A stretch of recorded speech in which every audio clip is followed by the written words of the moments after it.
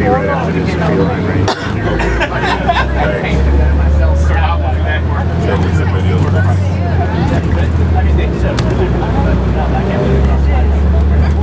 And that building right there is our wing headquarter building right there.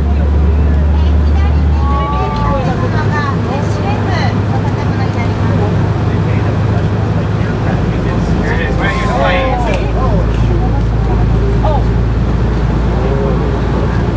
These you can't take pictures of. Yes, yeah. What the heck?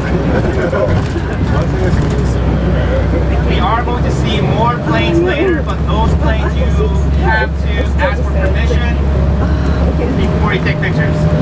この後、今度いろいろな飛行機の方を見ていただけるんですけれども、そちらの飛行機はお送りされるので、もう一度確認の方お願いいたします。Your left will be our base's gas station. It's much cheaper than off base.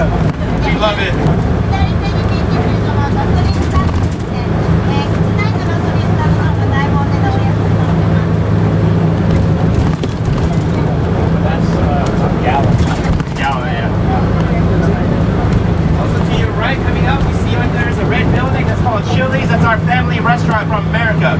右手に見える赤い建物はChili's is back there. What the heck? Our family restaurant.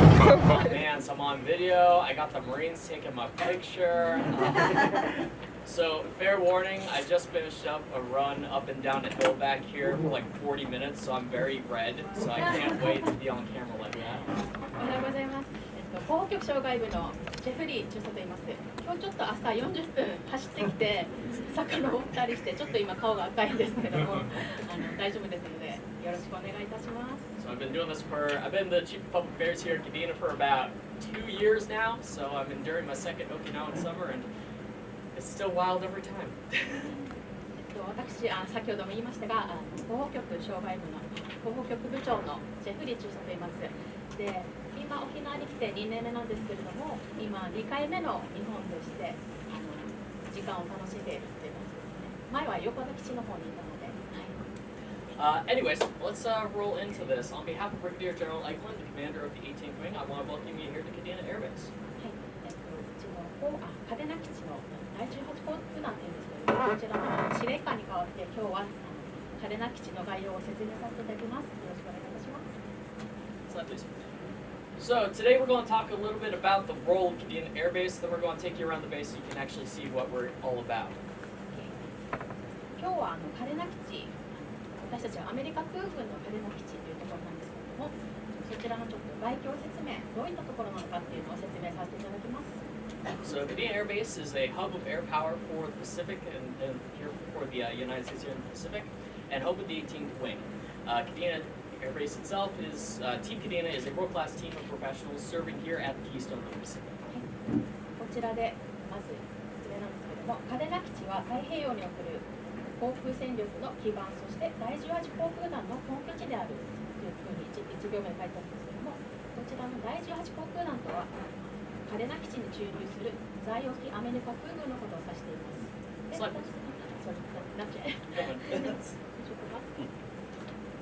で、その次なんですけれども、チーム嘉手納は太平洋の要衝に拠点を持つ戦い、勝利するため即応体制の整った世界最高水準の戦闘集団であるんですけれども、ここでまずチーム嘉手納は我々第18航空団を含む嘉手納基地で勤務するメンバー、さらにそのメンバーの家族と生活している人々を指します。Slide, please. So, anytime you go to get a mission brief like this, you're going to see a slide similar to this regardless of what base you go to.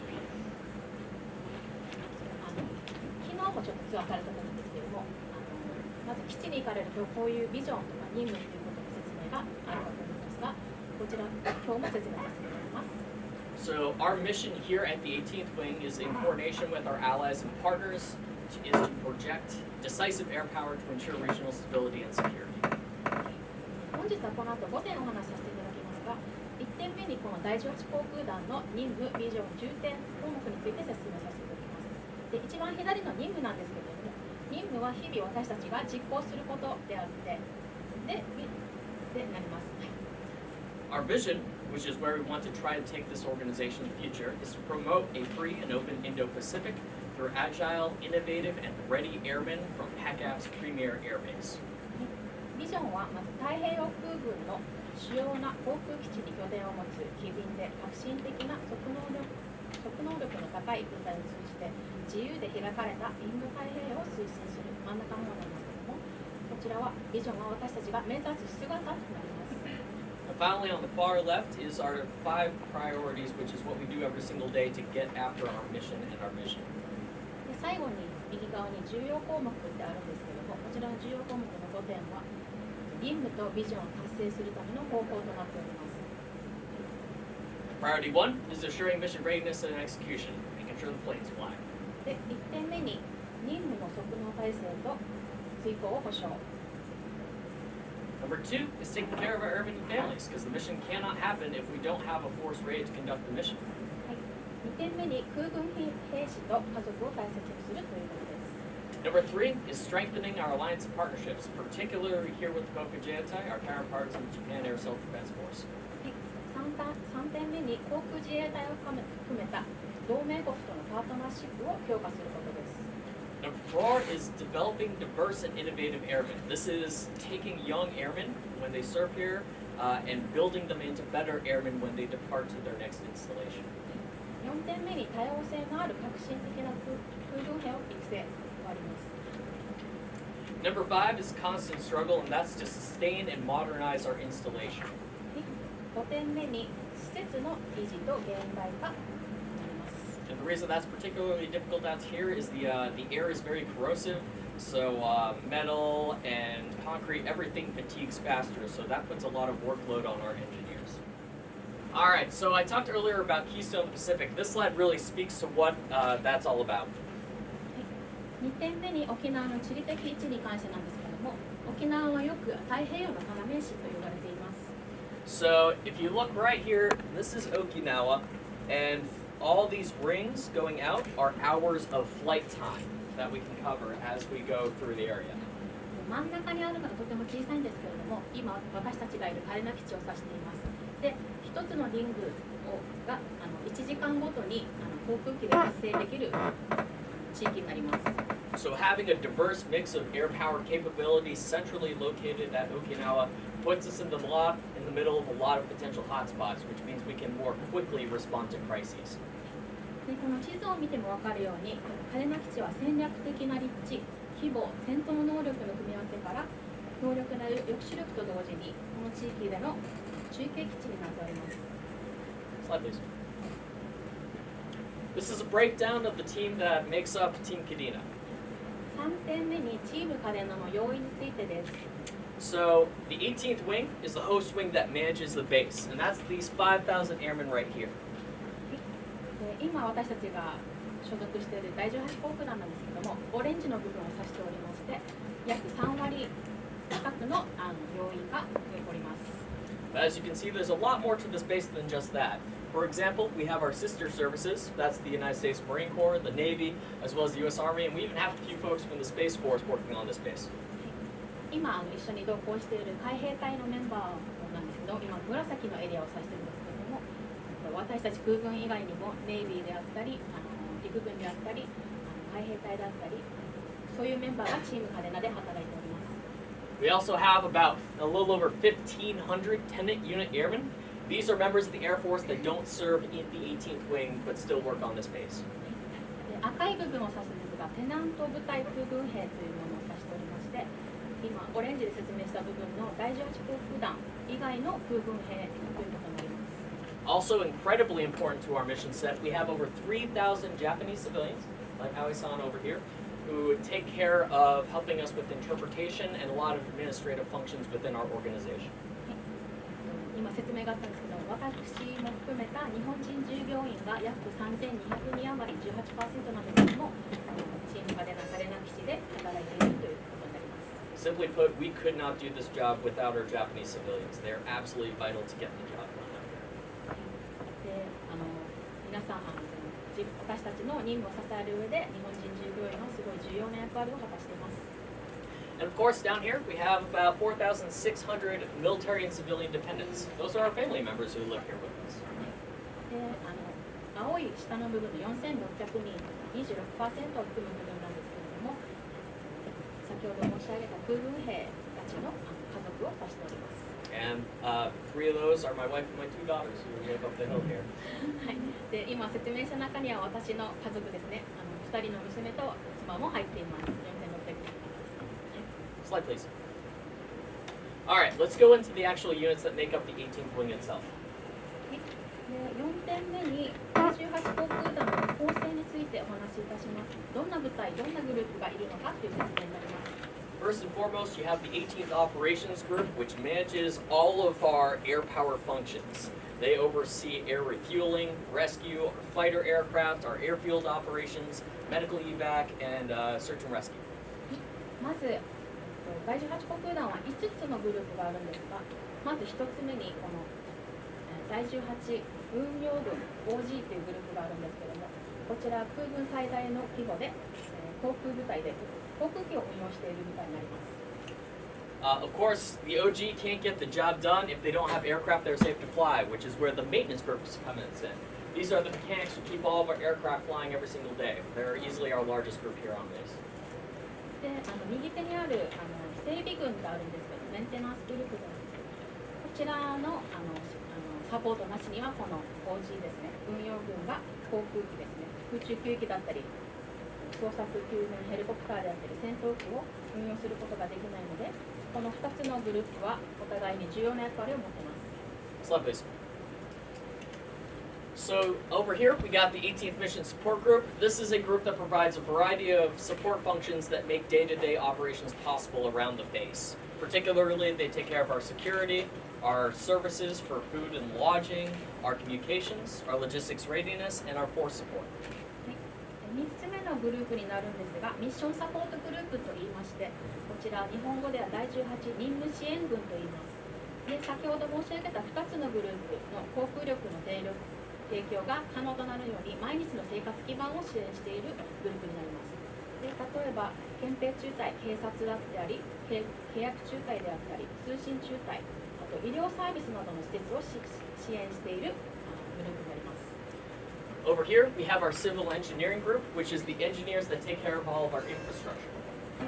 で、4つ目のグループになるんですが、シビルエンジニアグループ、日本では第18施設群といいます。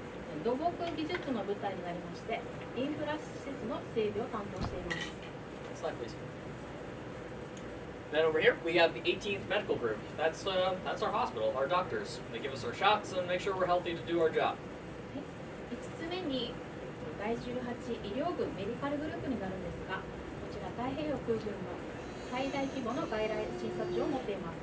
歯医者さんであったり、合接種、定期検診など必要なあらゆる医療サービスを幅広く提供している部隊になります。 Then over here on the left, left we have our mission partner units. These are all the other military organizations that also operate on this base. で、最後に右手の方にあるんですが、パートナー部隊といいまして、こちらが第18航空団に所属しない空軍の部隊であったり、その他の部隊になります。で、例えば特殊作戦軍であったり、海上パトロール、偵察活動、ミサイル防衛などの任務に携わる多くの部隊が駐留しています。 Slide, please. All right, let's talk about a couple operations of note. All right, so first I want to talk a little bit about agile combat employment. This is a new model of operations that the entire Air Force is adopting right now. で、最後に5点目なんですけれども、嘉手納基地の最近の活動になります。で、今こちらアージャイコンバットエンプロイメントあるんですが、あまり聞き慣れないことなんですが、頭文字を取って ACE 構想と言います。The purpose behind ACE is to counteract the strategies we're seeing, particularly out of our pacing threat in China. で、こちら聞き慣れないかと思うんですけども、日本語に訳すと機敏な戦力の展開という意味になりまして、2018年からアメリカ空軍が採用している戦略概念のことです。The idea here is we're building a force that's more capable of dispersing and operating from a wide variety of bases across the Pacific so we can keep ahead of our adversaries' ability to target us. でこれまでアメリカ空軍は安全が確保された基地から航空機を飛ばして作戦を遂行するということを想定していたんですけれども、エイスの指針書がありまして、基地はもはや敵の攻撃を避けられる聖域ではないというふうに言っています。でその指針から基地が使えない状況になっても迅速に部隊を移動させて作戦の実行を移す必要性を強調しています。Slide, please. It's also important that we talk a little bit about some of the modernization efforts going on here at Kadena Air Base. 嘉手納基地の近代化の説明になります。So, you've probably seen this on the news. We have a bunch of new guests here at Kadena Air Base right now. 嘉手納基地では主に F15 戦闘機が今まで見られたんですが、その他の外来機なども今最近はよくニュースになっていると思います。So we're in the middle of retiring the F-15C&D from service here at Kadena Air Base. And while the United States Air Force is finding a replacement aircraft, we're deploying in other fighter units to make sure we have fighter coverage out here. 今まで F15C と D という戦闘機がメインで運用していたんですけれども、こちらが老朽化によって引退ですねするということで、今この写真に写ってるんですが F35 戦闘機であったり F15E 戦闘機が一時的な配備で嘉手納基地に到着しています。Slide please. It's also important that we talk a little bit about some of our efforts to maintain good relationships with the local community. はい、で今まで話した運用のものだけではなくて、私たち嘉手納基地では運用以外でもいろいろな地域の活動を行っています。We recognize that our operations here come with a certain amount of impact on the local community, and we do the best we can to mitigate that while promoting understanding of what we're here to do. でチーム嘉手納は基地周辺の地域との良好な関係を築くということにとても注力しています。So we do a variety of events. One of the big ones that was fun was just a few weeks ago. We opened up the base to about 77,000 guests for our first open house in, I believe, was it 8 years? 9.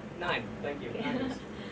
で一番上にあるんですが、私たちはアメリカフェストっていうオープンハウスですね、オープンゲートをして地域の人を招いてという行事を行いまして、これ4月に行っています。ちょっと聞き慣れないかと思うんですが、横田基地だったり、横田友好祭とかそういう名前で行われているものなんですが、私たちはアメリカフェストっていう名前をつけて行っていて、約9年ぶりのこれが開催になっています。But it's also the little things that are important. Things like setting up opportunities for our airmen to volunteer in the community to do things like beach cleanups and street cleanups.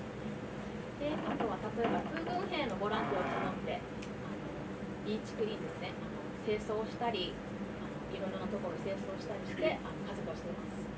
Likewise, on our base, we have a lot of old sacred sites that belong to family members, and we do what we can to give folks access to those sacred sites so they can offer rights to their ancestors.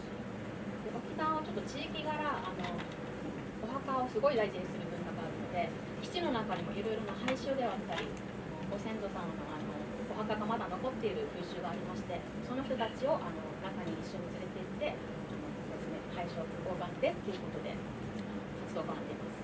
We also do events during American holidays where we try to bring Japanese folks on our base to experience things like Halloween or the 4th of July with us. で、あと例えばハロウィンであったり、あとはもうすぐですけども、独立記念日が7月4日にありますけれども、そういうイベントを催してローカルの地域の人々を招いてという活動をしています。We also have a really cool program with Kadena Town where we do a language exchange with a select group of students. Every 2 years, they spend 2 years doing language exchanges with our American airmen, and then they come on base and do an internship with us, which Abby actually manages that program. はい。で、4点目になるんです。はい、Karen。5点目になるんですが、嘉手納ランゲージインスティテュートっていう嘉手納町が経営している外語塾というところがありまして、こちらの生徒さんと私たちの空軍兵のボランティアを募って交流を行っていまして、彼らは2年生の学校なんですけれども、私たちの施設にインターンシップにも来て、そういうプログラムもあります。We also have a pretty robust honorary commander program, which is where we bring civic leaders and business leaders from the community and partner them with different units on the base so we can exchange cultures between us.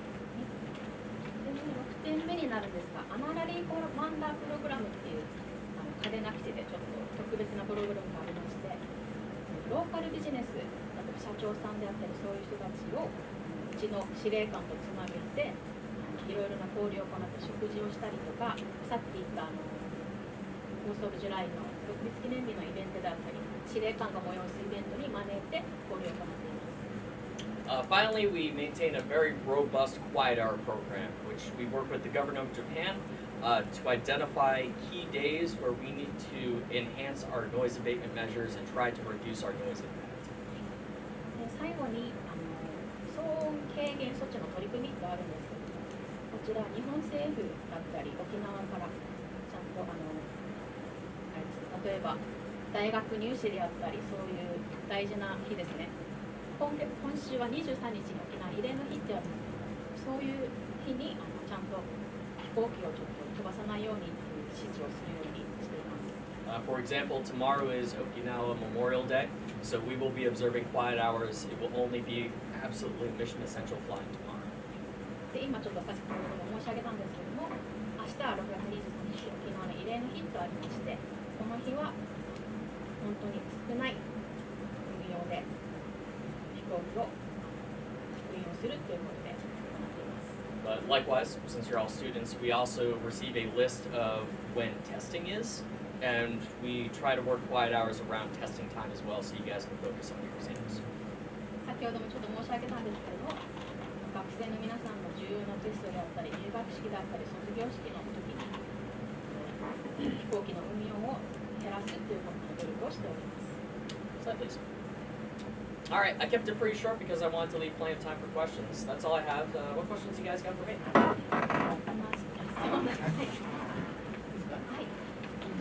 さっきのね、地域住民とね、いろいろ関係言われましたけれども、PFASがすぐ問題になっていますね。土壌汚染ですよね。で、土壌汚染に対して日本側は、基地の中に入っていない原因を追求することが全くできない。拒否されているということですね。で、地域の住民の安全保障に考えたらですね、井戸水の汚染とかですね、大変な健康被害があるんですよね。で、そういう事故はね、これまで確定があったんですけれども、それについてはですね、どう対応されるか、日本側はすごく不満を持っていると思います。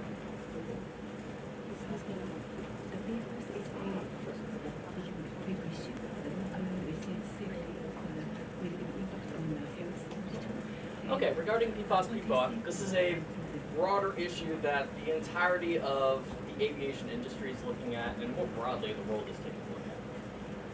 大きな問題だと思うんですけど。Specifically on the DoD side of the house, I can tell you that there is a deadline by October 1st, 2024.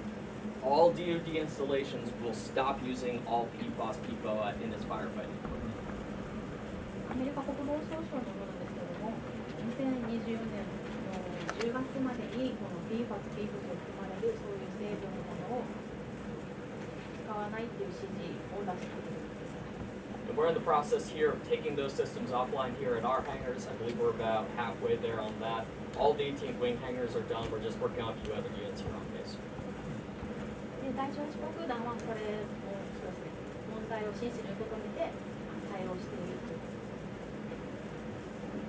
とです。ただね、アメリカ国内は700カ所、アメリカ国で土壌汚染については報告書をね、出してるんですね、公表してる。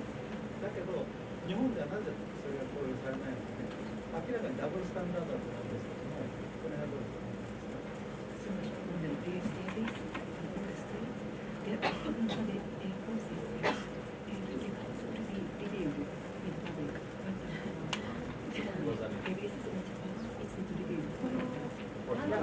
土壌汚染に対してアメリカの中にある空軍基地ではね、700カ所周辺の土壌汚染について調査をして報告書を出している、そのパブリックになってるんですよね。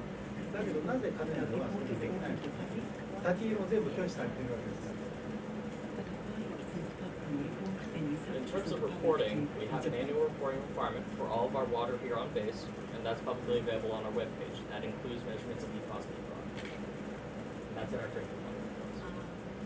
飲み水に関してはマニュアルレポートという形で毎年1回レポート報告書が出ていると思うんですけれども、飲み水に関してです。PFASの土壌汚染に対してすごい問題になってますけども、多重に検査はできない。つまりどれぐらいのね土壌汚染がね行われているのか、それからね嘉手納基地が豚はねものなのかどうかっていうことをね、これ調査しないとわからないわけですけども、その調査そのものが拒否されているということなんですけども、皆さんアメリカ側はどうですか？日本側はね、なぜ立ち入り検査を拒否しているかというと、これは、ね、安全に関わることである。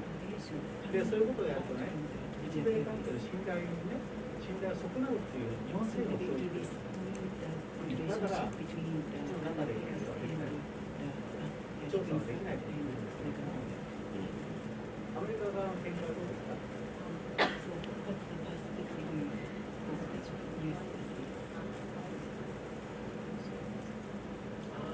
Okay.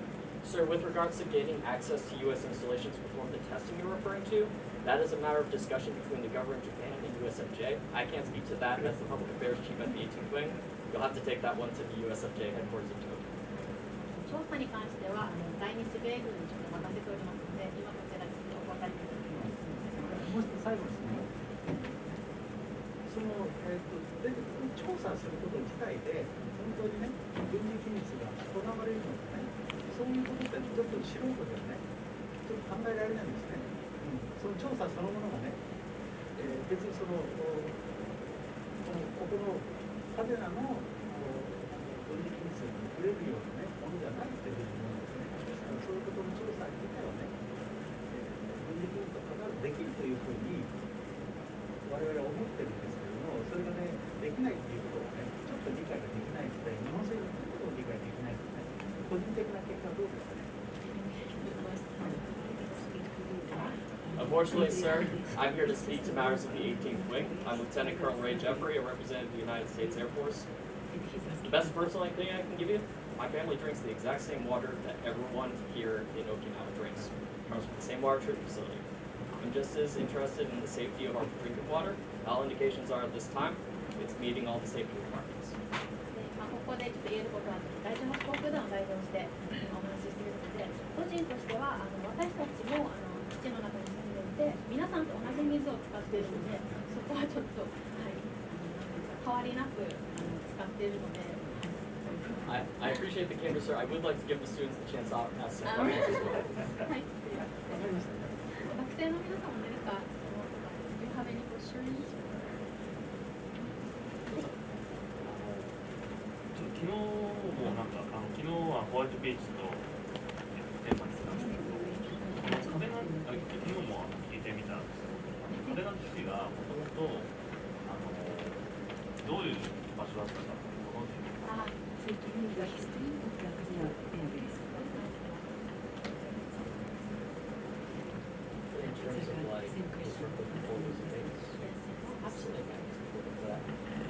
？So before Kadena Air Base was a U.S. air base, it was actually an Imperial Japanese air base during World War II. その前、嘉手納基地になる前は日本の基地があったということです。The vast majority of the land we sit on is Kadena Town land, so I think our area takes up about 80% of the land of Kadena Town.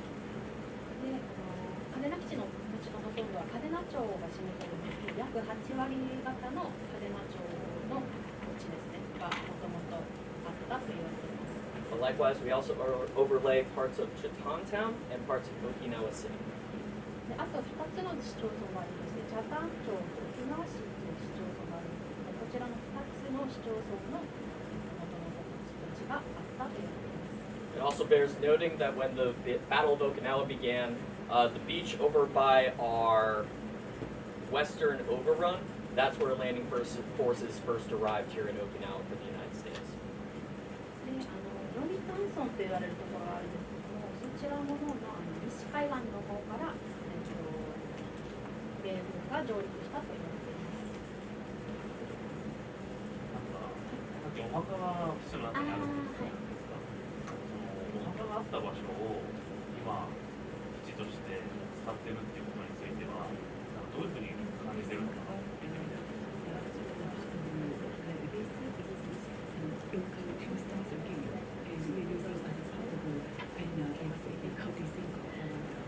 It's definitely a sensitive issue. There's no doubt about that.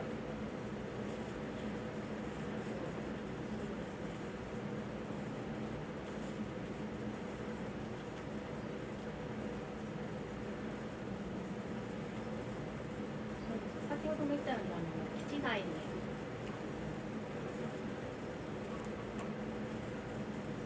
必要な時に申請をして入ってもらうってことがあるので、そこまで。 That being said, the usage of the land that makes up Canadian Air Base, like every air base, is built off of bilateral agreements between the government of Japan and the United States. で他のベースもそうなんですけども、日米合意にとって作られたっていうのがありますので、そこで私たちは利用させてもらっているということです。 Those agreements are meant to ensure the defense of Japan and wider regional stability. 日米合意にのっとってアメリカの安全保障でなく日本の安全保障を守っているということで、私たちが重要な任務に携わっていると思っています。 That said, we recognize we are entrusted with some very important sites here on this base, and we absolutely are doing the best we can to make sure families have access to those sites and offer rights when able. 先ほども申し上げましたが、お墓がある方だとか、あとは廃所があるんですけども、その方々が必要な時に申請していただいて入るということをしています。 In fact, the vast majority of the sites we have are actually up towards our munitions storage area, so that's where we have a lot of things like explosives. So we have to be really careful about when and how we bring up people up there. So we have to be careful on the scheduling piece for that one. でそういった重要なお墓であったり廃所っていうのはミニションエリアという弾薬倉庫のところにもありますので、そちらに連れていくときは安全なプロセジャーにのっとって行っています。 Which is why once a year the entire munitions maintenance squadron goes through with all their airmen and they clear out paths and clear off the different tombs and make them very accessible so we can bring in several hundred local Okinawans to see their individual tombs and offer rights up there. で先ほども申し上げましたように弾薬庫のあたりにはたくさんお墓があるんですけれども、1年に1回私たちの空軍兵がボランティアで草が生い茂ったり木が生い茂ったりするのを掃除したりしてそういう活動も行っています。 We also have a lot of other little sites you'll probably see as you're touring around the base. Those are a little easier to get people into because there's no munitions out there. So we try to bring folks in when able to see those sites as well. で今日も後ほど今からツアーで行くんですけれども、例えば今日皆さんのようにいらっしゃった方々もツアーで連れて行ける場所とかですね、も見せると思います。 And this kind of speaks more broadly to the challenges and opportunities of maintaining a balance between the impact associated with our presence here in Okinawa and making sure we meet our mission requirements. で私たちは今日説明で申し上げましたように運用とこの地域との活動とかそういうもののバランスを取りながら日米安全保障のためにこちらで運用している。 My focus as particularly a public affairs officer is helping find that balance and advising my leadership on how to find that balance.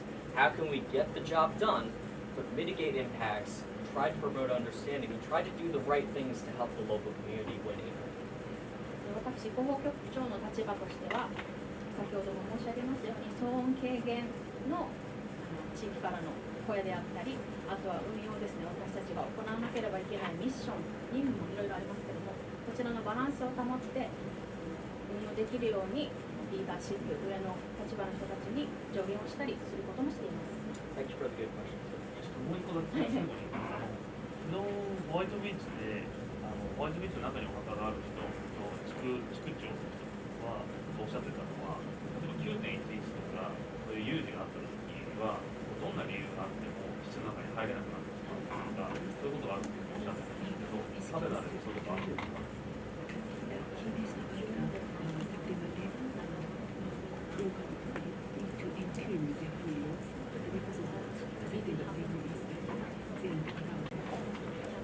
？So security is always paramount in what we do. This is an air base, and we have a lot of sensitive equipment here on this base.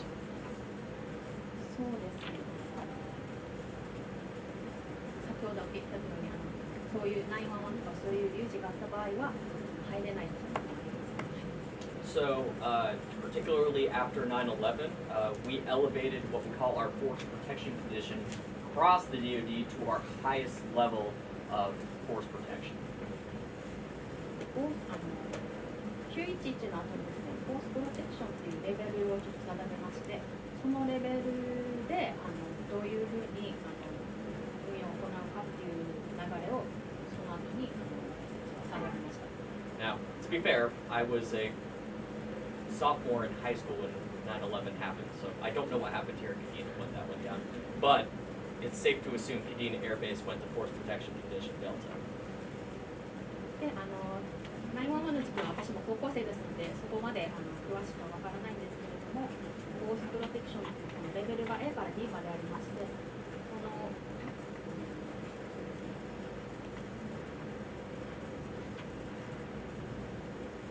運用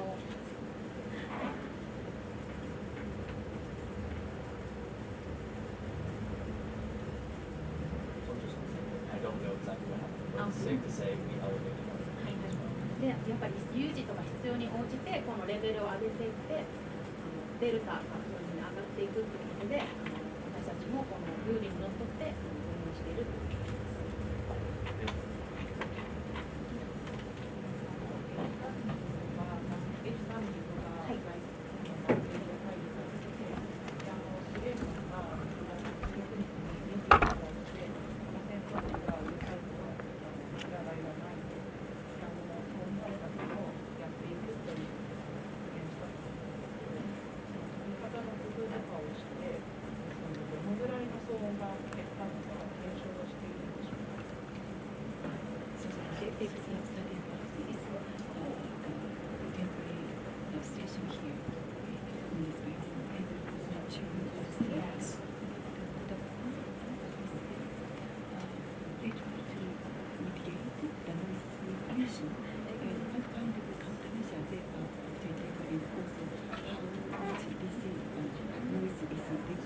So I can talk to the noise abatement broadly.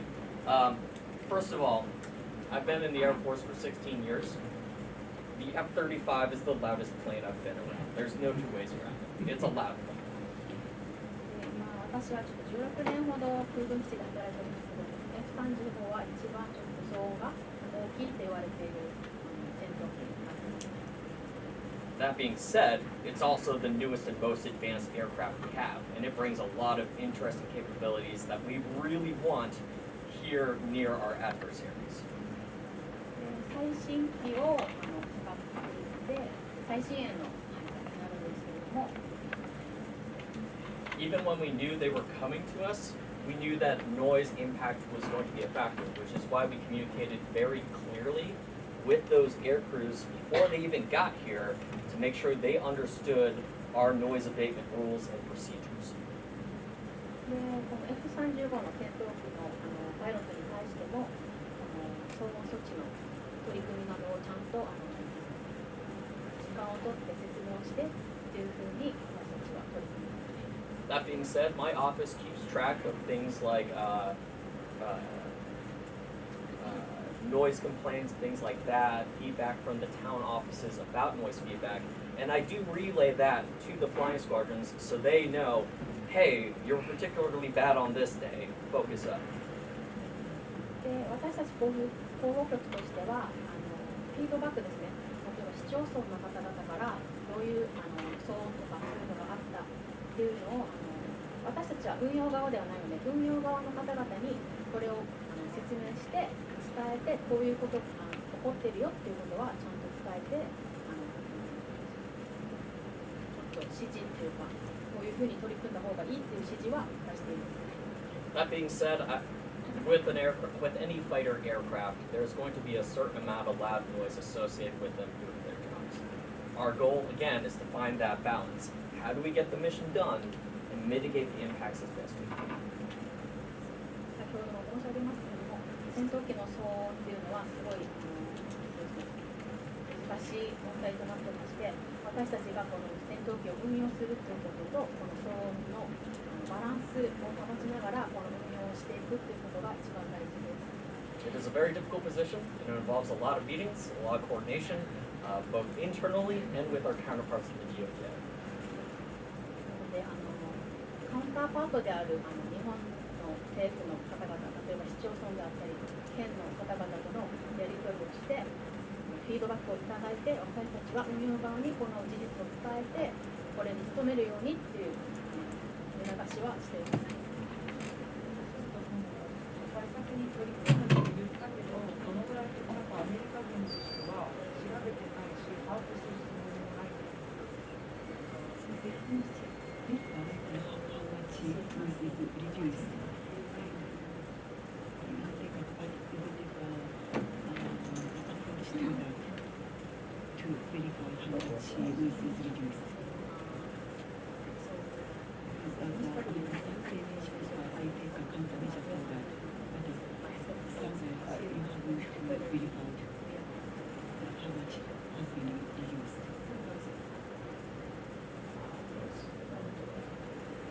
Decisions to make like an environmental noise impact assessment would be made up at USFJ. We don't make those decisions down here at the 18th wing. Our focus is on themselves.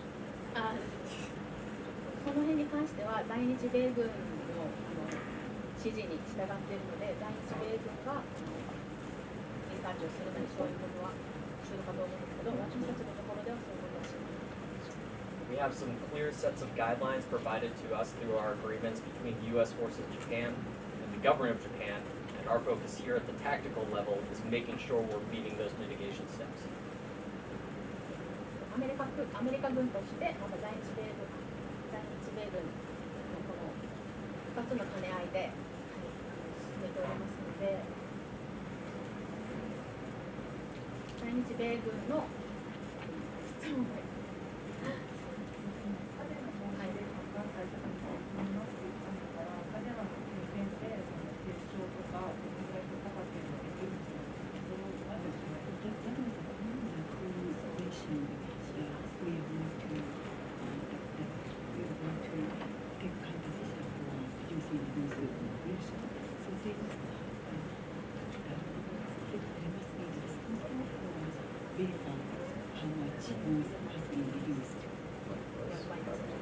So environmental impact assessments like that, again, those would be directed from the USFJ level. We don't do those at our level here in the 日米軍の指示に従って私たちがやっているので、全部指示で動くという。Again, that would be based off of coordination at a higher level above ours, particularly between the government of Japan and the U.S. at the environmental subcommittee level. Our focus, again, is to take the rules given to us and focus on those and mitigate as able at our level. 先ほども言いますように、在日米軍とアメリカ空軍の間、ヘッドクォーター、上層部の方でこちらの事柄についてはちょっとお話しするということで、こちらのレベルではそういうことは今する予定です。Really enjoying the tough questions. This is good. I saw this hand first. はい、ありがとうございます。すみません。英語でもし質問できればそのままお願いします。はい。So I have a question regarding ACE. So it was really interesting to hear that the U.S. military base will no longer be able to avoid a military attack. That was a really interesting perspective. Given that, would you consider the嘉手納Air Base would be a possible target of the military attack? 私がじゃあ先ほどエースというですね説明がありましたけれども、そこで米軍基地、軍事基地というのはもう攻撃をね海外からの敵からの攻撃を避けることができないんだというような考えから、移動可能なねその基地に機能を持つということを最近始めてますというご説明がありましたけれども、この説明によるとですね、つまり嘉手納基地というのは海外あるいは敵からの攻撃の対象になるというお考えなのでしょうかという質問でした。 Well, I can't speculate about exactly what my adversary will or won't do, but my job as a military professional is to be ready for the worst case scenario. そうですね、有事に備えて、そうですね、最悪な状況に備えて、私たちはこの訓練を行っている。The challenge we're seeing when we talk about the PRC is for the past 20 years, they have been undergoing a concerted effort to expand their capabilities, enhance their doctrine and their training, and overall improve their combat capability to deny us our ability to operate this theater.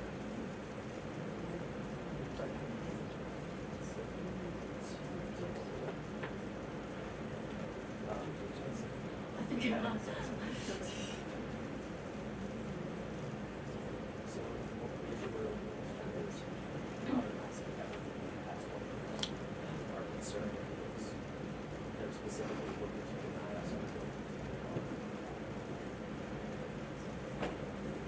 この過去の20年のこの例えば中国とかそういう国との一国とかありますけど、いろいろな有事がありまして、この概念がちょっと成り立ったっていう背景があるんですけれども、インド太平洋をちょっと守るためにこの部隊をですね派遣したり、そういう即時対応をするっていうので、この演出コンセプトっていうのがあります。 As we see this modernization of their capabilities, we're also seeing them being much more aggressive and assertive throughout the region.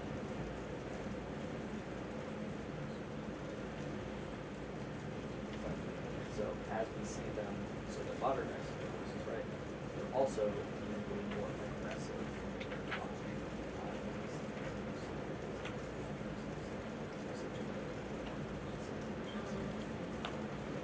先ほど申し上げましたように、中国とかそういう国との国からのそういう防衛の関係で、私たちもいろいろなことにチャレンジして運用していくということがあります。 So when we look at the new capabilities that we're seeing China yielding, with the way they're operating those capabilities, we recognize we need to change the way we operate if we want to have a chance to prevail in a conflict. そうですね、今までと同じようなこの運用では、この脅威にちょっと立ち向かうことができないということで、このようなコンセプトを持って私たちは運用に携わっています。 For the Air Force, the answer is for us to be able to rapidly disperse, so China can't keep up with where we are operating. そうですね、私たちがいろいろな運用をしていくことで、今までの違う運用とかいろいろな試みをすることで、この敵国とかこの脅威から私たちの国を守るということで。 And ideally, the goal here is to have a credible strategy that gives China pause, so they don't think they have a chance in a fight and they don't fight us to begin with. The best war is a war you don't have to fight. And that's what we're trying to do. で、私たちの最後の目標としては、例えば中国であったり敵国の間で敵国がポーズですね、止まるということです。何も私たちに戦闘を仕掛けないとか、私たちが仕掛けないということを目標としています。 Again, my role here is to ensure the defense of Japan, regional security. My family lives up the hill, so I want to make sure this place is safe. で、家族がいる身としては、やはりこの嘉手納基地を含める日本国家ですけれども、この安全に守るために運用に携わっています。 Just a follow-up question. I'm curious to know what kind of worst-case scenario you would expect. The reason I'm asking you is this not only concerned about the safety of the local area and outside the base, but also I concern the safety of each of you here because, you know, I work in the United States, so I understand the importance of the Constitution and the safety of American citizens. So, you know, being in the front line of U.S.-China competition, this base could be one of the most dangerous base. So being served on this base, we wanted to understand what kind of worst case scenario that you would have in your plan. So in terms of how, do you want to? じゃあ略しますね。はい。先ほどね、その基地が攻撃をされる可能性があるというねお話がありましたけれども、私がこのように質問しているのはですね、よく基地の外の人たちが巻き込まれるんではないかという話がありますけれども、私はアメリカで仕事もしていますし、やはりここに来ている兵隊一人一人の安全という面でもですね、基地がどのような、攻撃の、標的になり得るのかというような話、先ほど最悪の事態を想定しているという話がありましたけれども、そのようなアメリカ国民である皆さんの、安全と命を守るという面でも、どのような最悪の事態を想定しているのかということをお聞かせください。I have to be careful because you're getting into some close to classified information. ちょっと機密情報もありますので、ちょっとその辺はちょっと注意してお話したいと思います。So much public specials ahead. Wow, this is good. Welcome to journalism. I like it. I like it. You guys get a good teaching. So, again, I can't speculate on exactly what China may or may not do in the event of conflict. That being said, an attack on嘉手納Air Base should not be ruled out. How they would attack, again, I can't get into that because speculation is classified information. But bottom line, we want to have. I'm sorry, I'll there.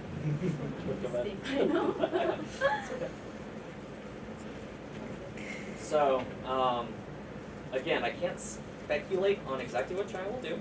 It's classified information, and again, they decide what they're going to do. But we certainly shouldn't rule out the potential of an attack on any base in Japan. そうですね。例えばどのベースでもあるんですけど、どの基地でもこのいろいろな敵国の脅威があるというふうに考えています。But again, our focus is on building up our ACE concept strategy and showcasing that as a deterrent. So ideally, we never get to a point where the attack happens. 先ほども申し上げましたエースコンセプトなんですけれども、このコンセプトでこの基地が使えない状況になってもっていうので迅速に部隊を派遣させてっていうそういう作戦の実行を行うことが重要だと思います。Because whenever we talk about whether or not a country goes to war, there is a calculus that an adversary will take before they take those actions. If an adversary thinks they're going to win, then they're probably going to fight. If you can convince them they either won't win or the cost will be too great, they probably won't fight. そうですね。例えば何か有事が起こった時にこれ以上お金がちょっとかかったりとかそういう人員がかかったりっていうそういう弱みというかそういうところにつくむっておかしいんですけど敵国の方がそういうふうにもうこれ以上手出しできないっていうふうに思うようなそういう運用っていうのを目指しています。I would argue the situation we're seeing in the Ukraine happened because Vladimir Putin and his leadership in Russia thought they could easily win. It turned out to be otherwise, but that's what they thought. 今実際に起こっている出来事ですけれども、ウクライナ情勢ですね。例えばロシアのリーダーシップ、プーチン大統領というリーダーシップもすぐにこういう倒すことができるという考えがあったと思うんですけれども、そういう今有事で起こっていることを私たちはそういうことを参考にしながら今後どういう有事が起こってどういう判断ができるということを考えています。So our goal here is to present ourselves and train as hard as we can and be ready to go so the PRC or any other potential adversary or threat decides today's a bad day to go to war.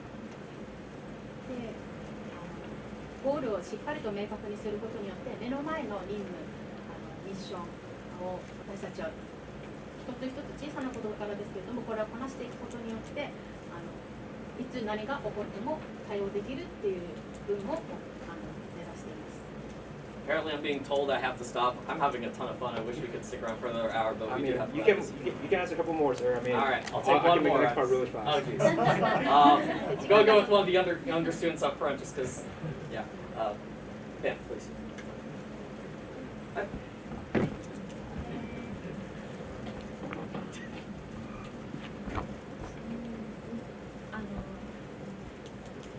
アメリカの軍幹部からもこう台湾有事が例えば2025年まで起こるとか、そういう最悪のシナリオみたいなのが想定されているっていうふうに嘉手納基地とかでも言ってると思うんですけど、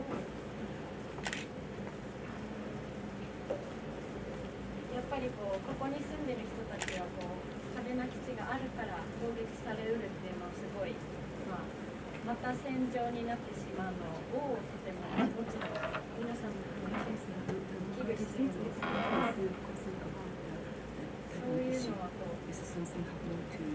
迫ってきてる内部での変化はあるのかっていうことと、あと平和を守るためにゴールを見据えてっていうふうにおっしゃってましたけど、軍の状況の先に平和はあるのかっていうか、軍を減らしていく中で平和は起こるっていう考えもあると思うんですけど。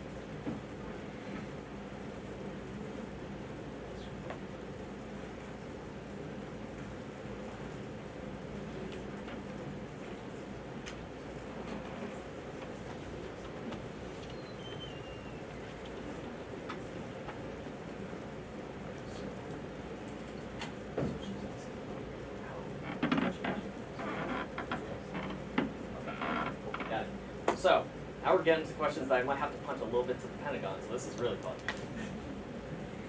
ペンタゴンとかそういうレベルの話かもしれないです。So, again, regarding specifics of U.S. policy towards Taiwan, that's a Washington, D.C. matter. Regarding whether or not a Taiwan scenario will happen, I would argue that decision sits with the PRC, the People's Republic of China. ペンタゴンはワシントン州とかの上の組織がちょっとそういうことをお話ししてるかと思うんですけども、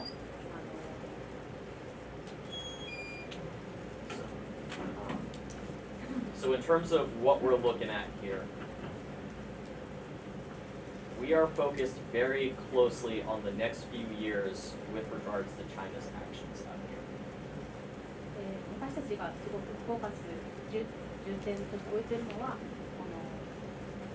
この数年後ですね、何か中国に有事とか台湾に有事が起こることを想定して訓練を行っている。This is why you see us adjusting our operational posture with the ACE concept, and it's why you see us working on modernizing the fighters that you're seeing out here. 先ほども申し上げましたが、エースコンセプトであったり、嘉手納基地の現代化として F35 とかそういう外来機が来ておりますけれども、そういう有事に備えて今この訓練とか運用を行っているということです。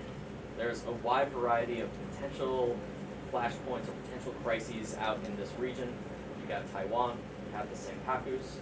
North Korea continues to be North Korea, so we got to pay attention to that.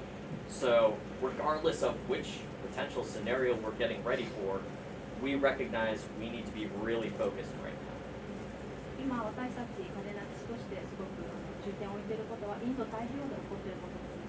例えば尖閣諸島の問題であったり、北朝鮮の問題であったり、先ほど提示があった台湾の問題であったり、こういうことがいつどこで起こってもいいようにこの有事に備えて訓練する目の前の任務を一つ一つこなして有事が起こった時にどういった対応できるかということで、有事に備えた本当シナリオのように訓練しているということがあります。 Again, for us, this is all about making sure we're ready to prevail, but ideally, deterring a conflict altogether would be the ideal outcome.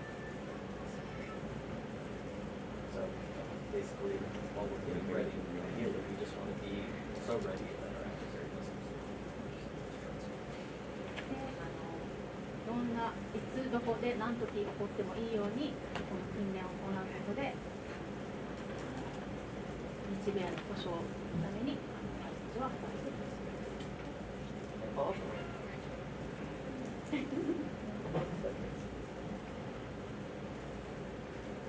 All right. I got One more question. one more. I got one more. Man. エースの話の続きの質問です。基地が攻撃される可能性があるということを想定しているということですけど、つまり周辺の住民も巻き添えになる可能性があるという、それも想定しているということですが、移動可能な基地ということですけど、周辺の住民の安全はどういうふうに守るつもりがあるのかどうか、周辺住民を移動させるつもりなんですか。So it's for the also local people getting involved in danger. So in the case of this areas could be done. So regarding any sort of off-base plans for the security and safety of Japanese citizens, that is firmly in the hands of the Ministry of Defense and the Okinawa Professional Government. 日本側の住民の人の避難とかそういうことに関しては、日本政府防衛省のルールにのっとって私たちは対応するっていう形になる。So our focus in some type of a conflict or contingency scenario is really going to be on delivering combat air power and prevailing in a fight. で、私たちのフォーカスはこの脅威とかそういうものから敵からこの守るということも大事ですけれども、このThat being said, I don't want to speculate too much, but the U.S. has a long history of working with its allies and partners to support things like civilian evacuations and things like that in other contingencies. で、アメリカ軍としては同盟国ですね、日本も含めた同盟国のこの例えば人道支援とかそういうものも今までしてきましたし、そういうものに対応できるということです。But again, how that would happen, that's coordination that would happen at a headquarters above our own and probably be more focused on the Marines than on the Air Force side of the house. で、そういった問題に関してはやはり日本防衛局とか防衛省ですね、そういう幹部のところと私たち在日米軍とこのやり取りをしてどこまでできるかということで対応する。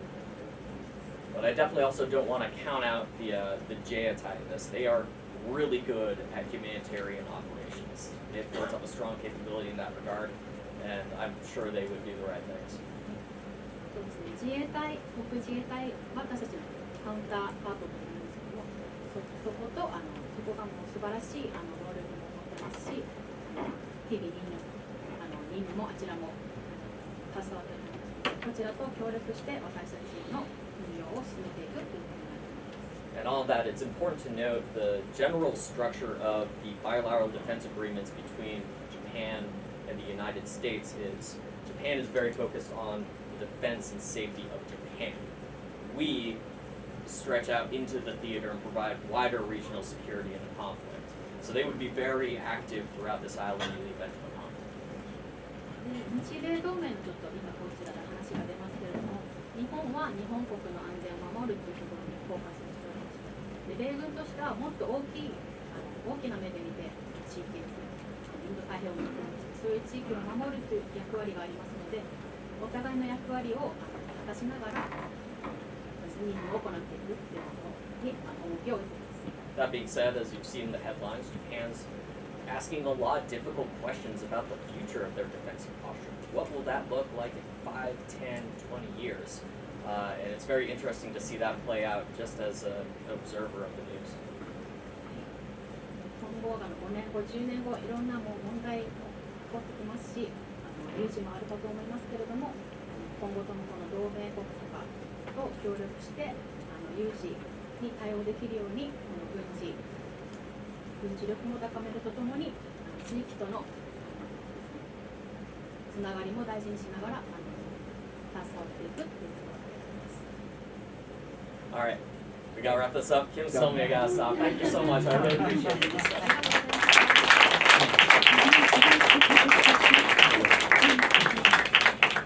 All right, well, that's it for the mission briefing.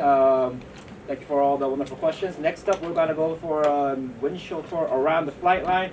I'll show you guys some aircraft here and there, and then we'll take you to the engine test cell so you guys can experience what a really, really loud engine is going to be like. It'd be great. You guys have fun with there. So before we go... Reminder that no photos. Right.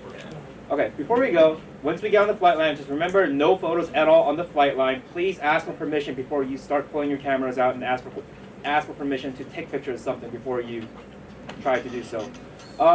Before we go though, this is going to take a while and the engine test cell does not have a big bathroom, so I would strongly recommend you go to the bathroom now before we go to our next place.